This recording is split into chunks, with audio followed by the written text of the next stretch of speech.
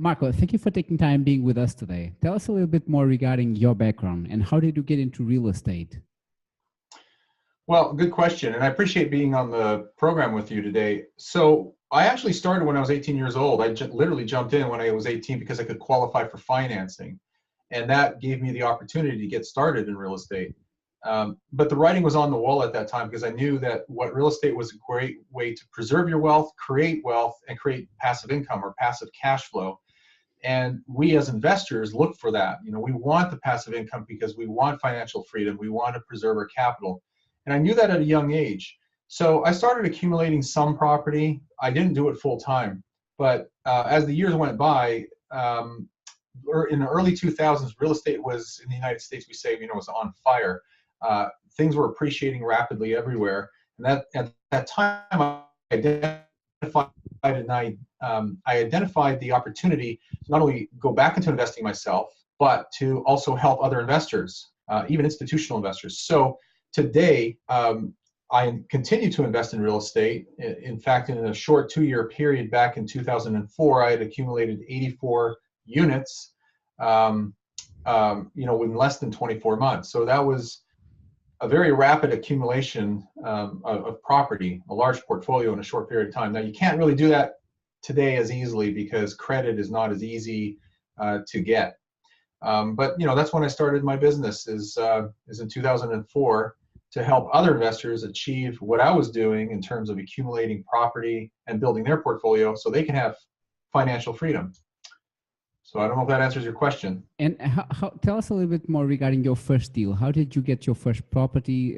What were the numbers? Can you run us through that a little bit? Well, that was years ago, a long, long time ago. If I remember correctly, that was a $40,000 US dollar, $40,000 townhome on an end of a complex. It was a little rundown, so it needed renovation. So what I did is I purchased it. We gutted it at, in other words, we tore out all the cosmetics in there and some of the mechanicals, replaced it so it was like new. And then literally I put a sign on the front lawn and leased it. Now, I don't remember what I leased it for. I would have to guess that it was probably in the $500 to $600 per month range at that time, which, is a good deal for a good deal for me as an investor for a $40,000 property. Now, if you fast forward, several decades later, that $40,000 property is worth closer to $400,000, and it probably rents for in the neighborhood of $3,000 to $3,500. So it would have been a good thing to keep. Unfortunately, I made the mistake, and that was one of my first mistakes, is never sell your property. Maybe you can trade it, you can exchange it, but never sell it just to take the capital gains out and then go off and do other things. The idea is to keep it for the cash flow and the wealth accumulation. Gotcha. And regarding present cap rates, we're getting a sense that market is reaching all-time highs and cap rates are getting a little bit compressed. What are your thoughts on this? Well, it's a natural symptom of what we're seeing right now. We are seeing years of very strong demand for housing. We are seeing interest rates that are artificially kept low, which is stimulating the buying activity. We are seeing supply drying up. So when you have lower supply and increasing demand, naturally you're going to see property values pushed up. The rents don't increase as fast as the property values do.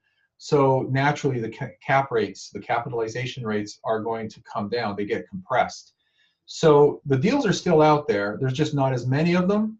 And the ones that are out there, for the most part, actually have lower cap rates than what we've seen 2, 3, 4 years ago.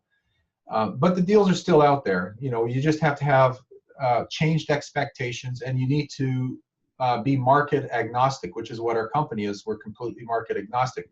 We're not tied or married to any one particular market. We move markets based on what opportunities and deals we can find in those markets. And that's exactly what we're doing right now. So we just moved from one market to another market, and we're in 15 markets right now. So when you focus on the markets that make the most sense, and then you focus on the neighborhoods and the properties that fulfill your investment goals, then you're a successful real estate investor.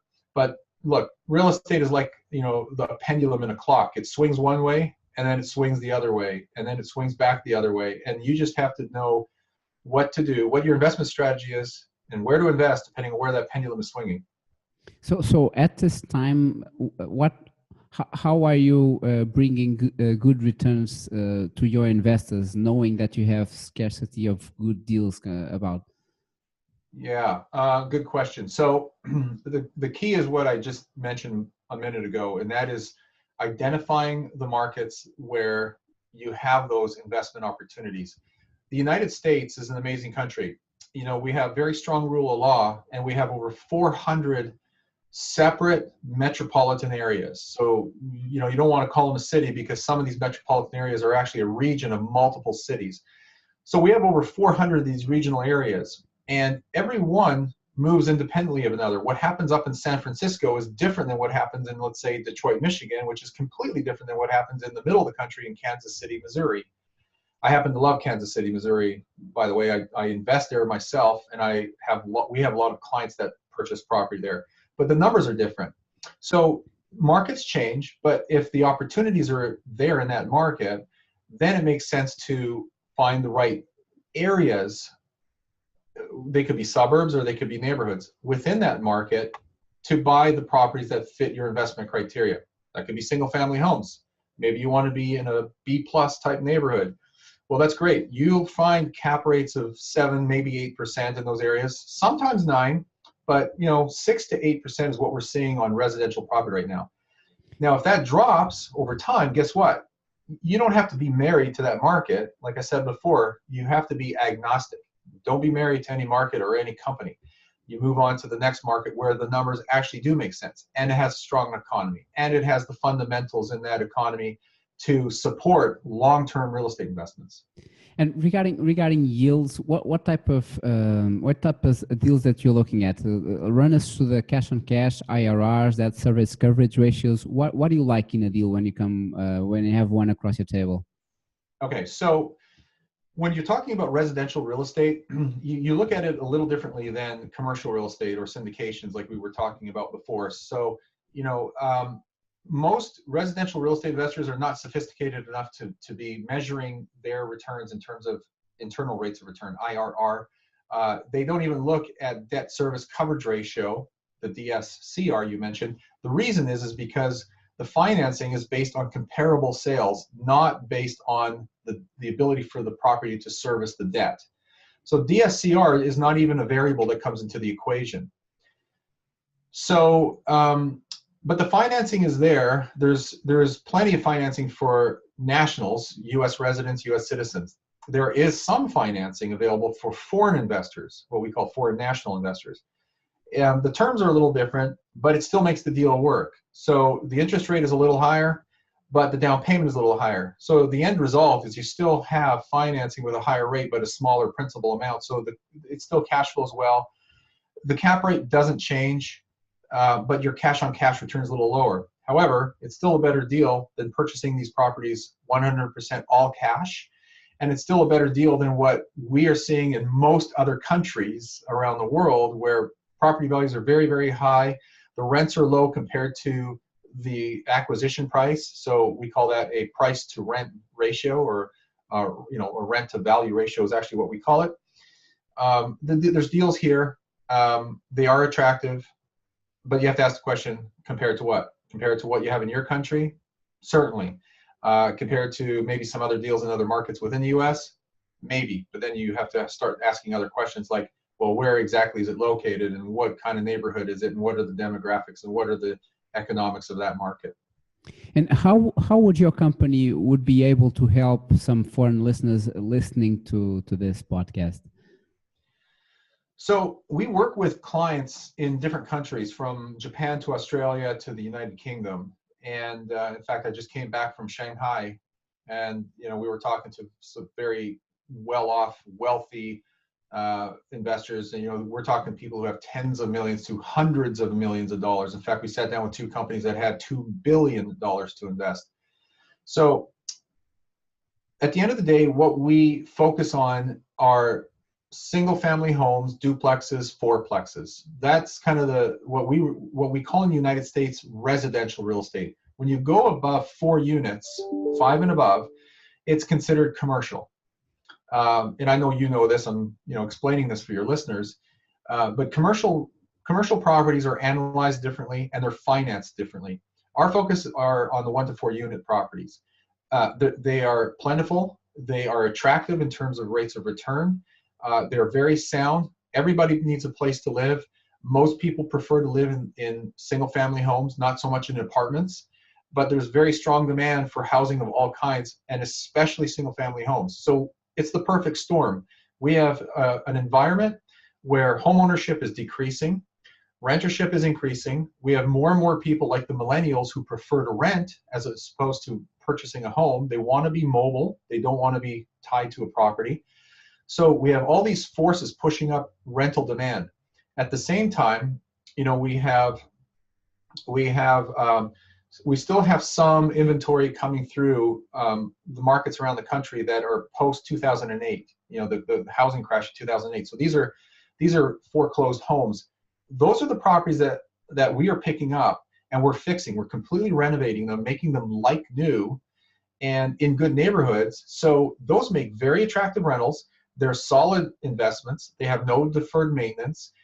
They attract a quality tenant.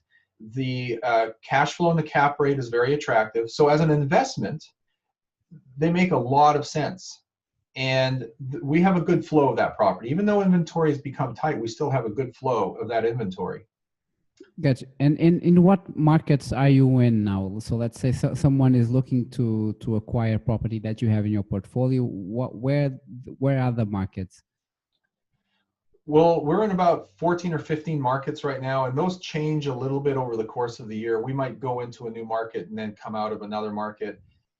These are all on our website, but off the top of my head, geographically speaking, just so people can picture it in their mind, if you look at the United States, we do nothing west of the Rocky Mountains, the mountain coast. It's all east of the mountain coast. So it's called the Midwest. It's in the middle of the United States and as far north as Kansas City, Missouri, Indianapolis, Indiana, and then straight down all the way through Texas to the bottom of Texas where we have San Antonio. So Kansas City, Indianapolis, Dallas, Houston, San Antonio, 3 cities in the state of Alabama. Those are Birmingham, Montgomery, and Huntsville, Memphis, Tennessee, Jacksonville, Florida, Tampa, Florida, Atlanta, Georgia, Northwest Arkansas. We are bringing Charlotte, North Carolina back very soon. We just couldn't get inventory there.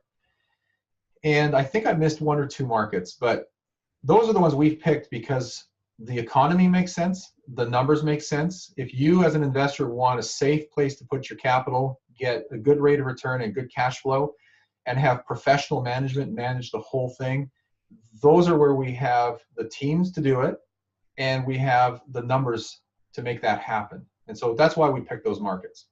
Gotcha. And where do you see yourself and your company in the future? It sounds like you have your business, you have a proven track record. What's next for you now? Well, good question. You know, we've been doing this for 14 years, and we love what we do. We love helping investors because, you know, we've achieved a certain level of success ourselves, and now we can give back and share that.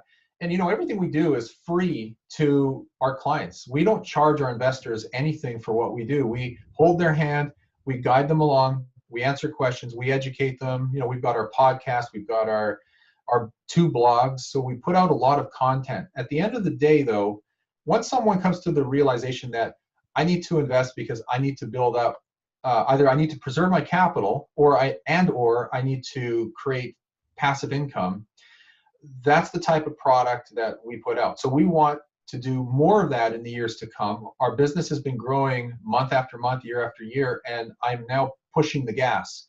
I'm actually accelerating that growth because I want our company to be the largest nationwide provider of turnkey rental properties in the United States by the end of 2018. So that's our push. Gotcha. And if you were to go back to your younger self, what advice would you give you? My younger self, well, number 1, never sell. Buy property that cash flows from day one. So actually, rule number 1 would be, here, I would rank it this way. Rule number 1, or advice number 1, educate yourself as much as you can and never stop learning. because the more you know, the smarter and more savvy an investor you're going to be. Number two, buy property that cash flows. Don't be a gambler or a speculator investing in properties hoping for cash flow. It's nearly impossible to time a market. You can come close within a 6-month period, but you can't time a market. So buy smart, buy right, buy for cash flow. Choose markets where they're healthy and they're conducive to long-term growth. And then thirdly, I'd say look not just at the property or the market, but also consider the region and the neighborhood that you're in, because you can be in a good market, but you can be in a bad neighborhood. Or you can pick a good market and you can be in a very good neighborhood, and that will support the longevity of your investment, the quality of your tenant, the cash flow and the appreciation growth of that investment in that market. So those are the 3 most important things I would tell myself if I had to go back, 20 years or so. And regarding books, because I'm a bookworm, I read like an insane person. So what have you been reading lately that you would like to share with our listeners? I'm always starting books and then starting new ones and never finishing them. So I have 100 books on the go at any given time. But I'll give you some suggestions. If you're really new and you think you need kind of more of a mindset type of book, a good foundational book, and I'm sure everybody's heard, of the books Rich Dad Poor Dad. Sure. That is a great starting point, because that sets the stage for all these other books that you can read. It just changes your mindset, and it changes the way you look at what investments really are and what they should be. Another great book is a blue book by Gary Keller. It's called The Millionaire Real Estate Investor. It covers a lot of breadth, but it's a very, very good book to learn all kinds of concepts. The Rich Dad series of books are great, because after Rich Dad Poor Dad, there's specialized books that talk specifically about corporations or asset protection or financing or saving on taxes. That whole series is really, really good. And I'm surrounded by literally 750 books here, and I mean there are so many. I would start with those, actually. If I could show you my bookshelves, you'd say, wow, I have a library here. But those are great books to start with. And if I think of another one, I'll let you know. But those are good books to start with. And finally, where can our listeners get a hold of you if they have any further questions? Well, thank you for asking. There's 2 websites. One is our main website where we have all our markets and our properties. And I don't know if you put this in show notes, but it's noradarealestate.com, NORADA, noradarealestate.com. The other website is for our podcast, but these 2 websites link to each other, and that's passiverealestateinvesting.com. So either one works. Emails are on there, contact form, everything's on there. Marco, it was wonderful having you with us today. Hope to speak with you soon. Thank you so much. Appreciate it.